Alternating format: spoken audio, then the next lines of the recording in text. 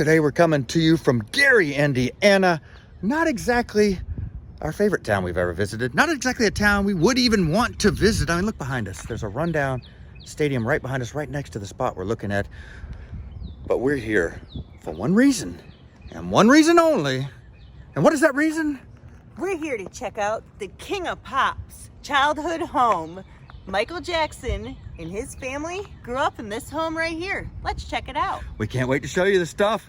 The Michael Jackson stuff. We're going to check out the hospital he was born in, his school, and of course the childhood home. And we cordially invite you to come along for the adventure. Come along. Michael's father, Joseph Walter Jackson, was born in Arkansas but was raised in California. Eventually, he made his way to Chicago. In early 1949, Joseph moved from Chicago to Gary, Indiana, and shortly after arriving, he met his future wife, Catherine Scrouse. He decided to move to Indiana to pursue his dream of becoming a professional boxer. He also played guitar in a blues band, the Falcons, with his brother Luther, though they never landed a recording deal.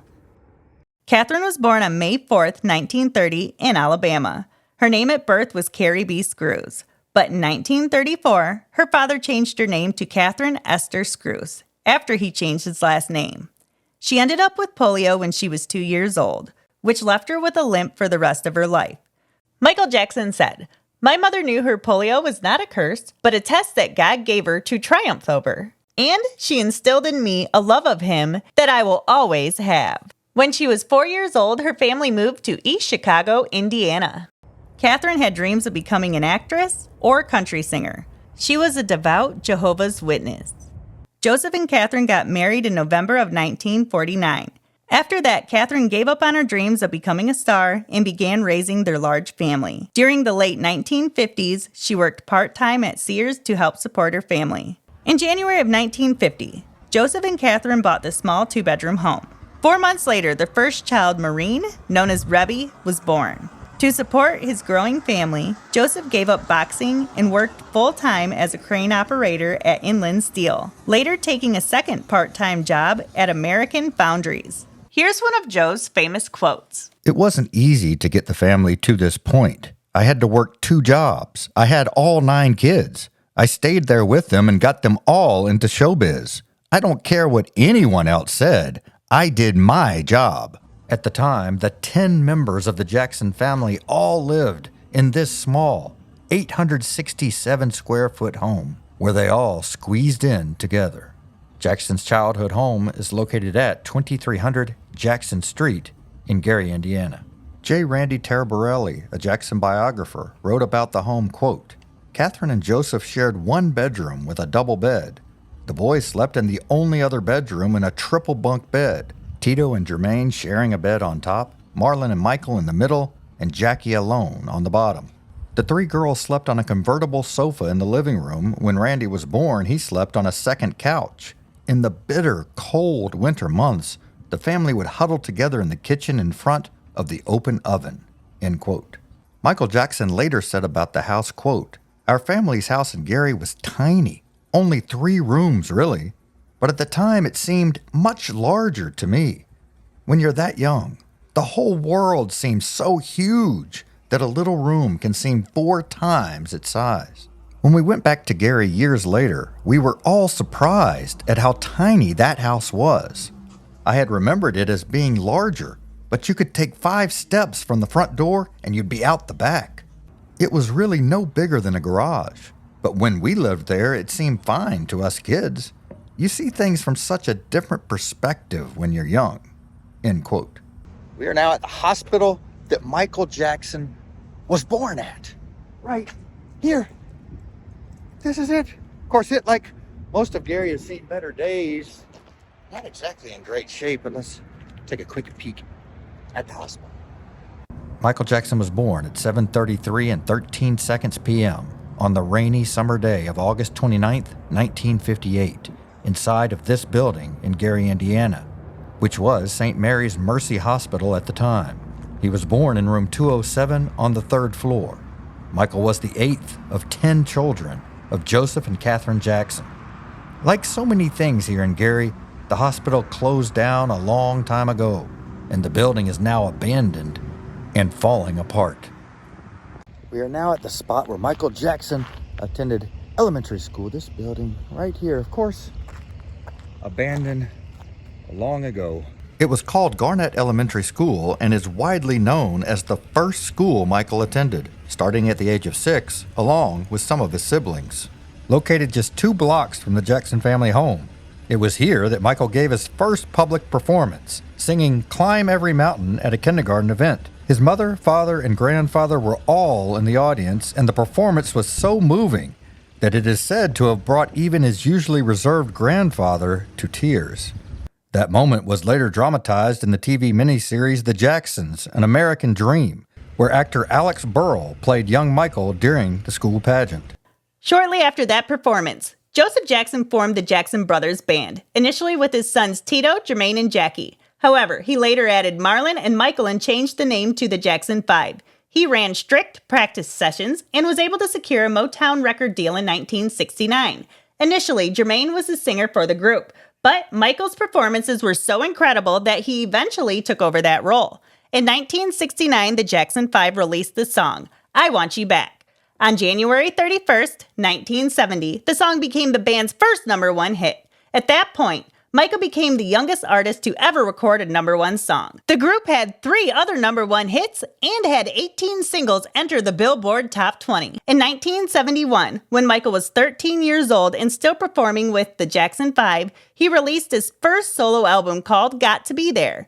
His first solo single was a song of the same name that hit #4 on the Billboard Hot 100 chart. Also in 1971, a song called Ben was written for a horror movie sequel called Ben. The song was actually written for Donny Osmond to record, but he was touring at the time and could not record it. So the song ended up being offered to Michael Jackson. He did record it and released it on a second solo album, also called Ben, which was released in 1972. The song became Michael's first solo #1 hit. In 1979, Michael cut ties with his father, and he later publicly accused his father of inflicting physical and emotional abuse during his childhood. These accusations received mixed responses from his siblings about the validity of his claims. In 1982, Michael released the album Thriller, which was his 6th solo studio album.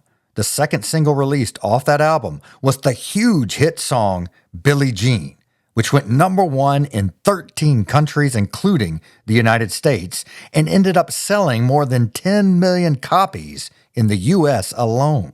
Just a month after releasing Billie Jean, the song Beat It was released, which sold more than 8 million copies in the U.S. alone, and later the song Thriller was released. It became Michael's best-selling single of all time. The album Thriller is still the best-selling album of all time, having sold more than 120 million copies. In 1983, Joseph was fired as the manager of the Jackson 5.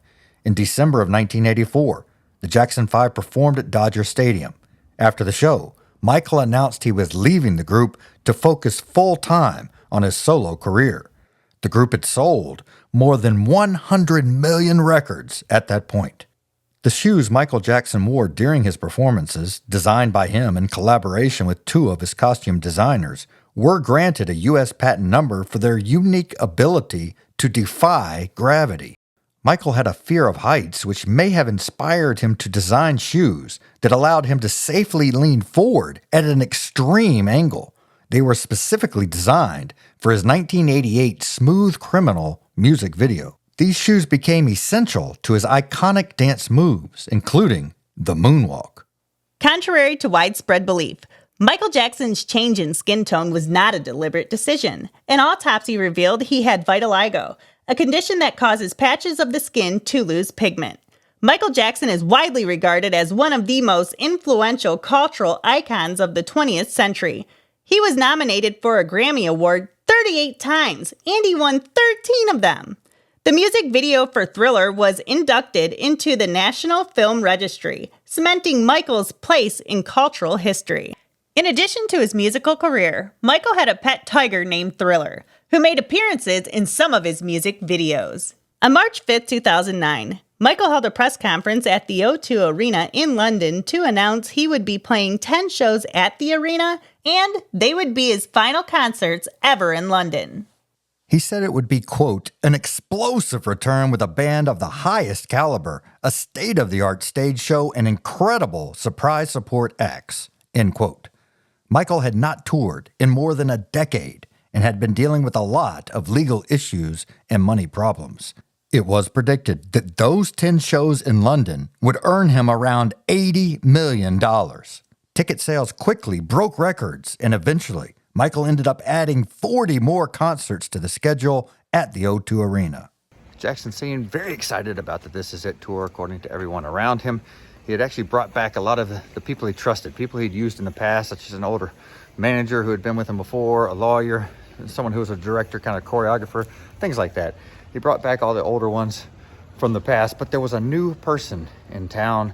There was a new person that was closer to him than anyone else. His name was Dr. Conrad Murray. Now, Dr. Murray, he had met Michael Jackson in Las Vegas when one of Jackson's kids had to be taken care of at a hospital, I believe, there, and Dr. Murray met Michael Jackson.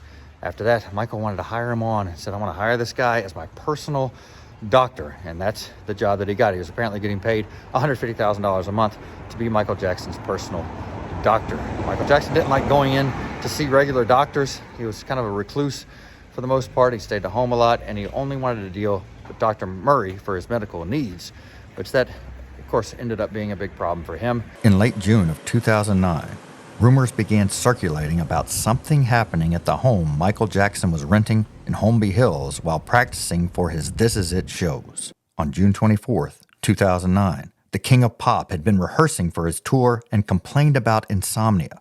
Rehearsals that night went on until around midnight at the Staples Center in downtown Los Angeles. After the rehearsal, he returned to his home where a group of fans were waiting near the front gate. He actually stopped there for a few minutes to talk with his fans. His security guards saw Dr. Murray's car in the driveway as usual when they pulled in.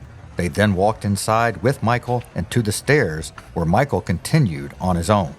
Only Dr. Murray and Michael's kids were allowed to go upstairs in the house.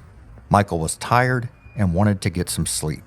Dr. Murray was there to help with that, and he gave Michael multiple drugs to help him sleep. The next morning, Michael was found unresponsive and rushed to the hospital where attempts to revive him failed.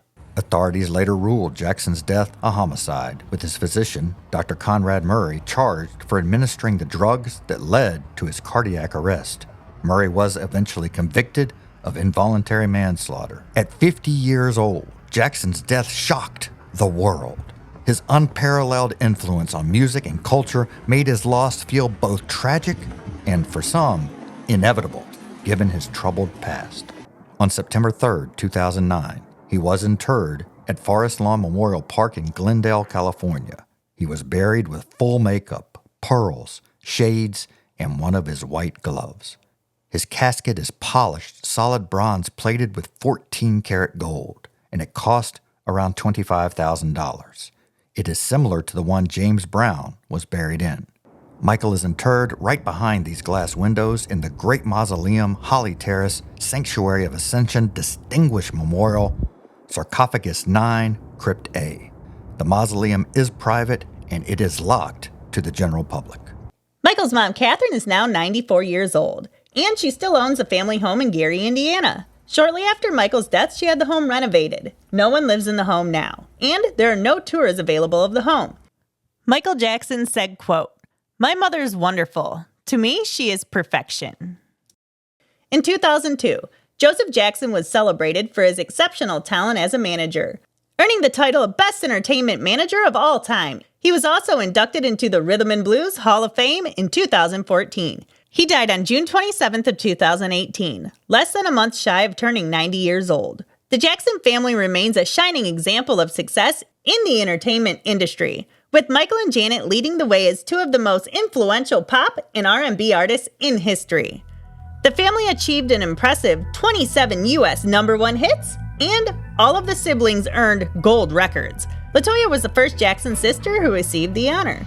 while Janet became the first black woman to receive the Billboard Icon Award. The Jacksons' legacy continues to inspire and shape the future of music. Here we see that people have left ribbons tied on the fence line. This one says love and has some hearts on it. Let's see what we have over here. In memory of Michael Joseph Jackson, 1958 to 2009. Parents Joseph and Catherine Jackson.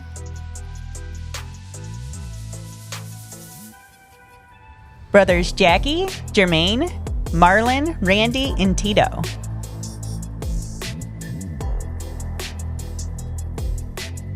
Donation information. Sisters Janet, Latoya, and Rebby. Even though there are only 8 of Michael's siblings listed here, he actually had 9. Marlon had a twin, but his twin brother Brandon sadly passed away shortly after birth because he was born prematurely. It was so exciting to come out here and check out Michael Jackson's roots and his hometown. Good old Gary, Indiana. You might be excited too if you come out here and check it out. If you're brave, you'll be sure to hit the like button, smash the subscribe button, and ring the notification bell so you can come along with us on future adventures. Come along.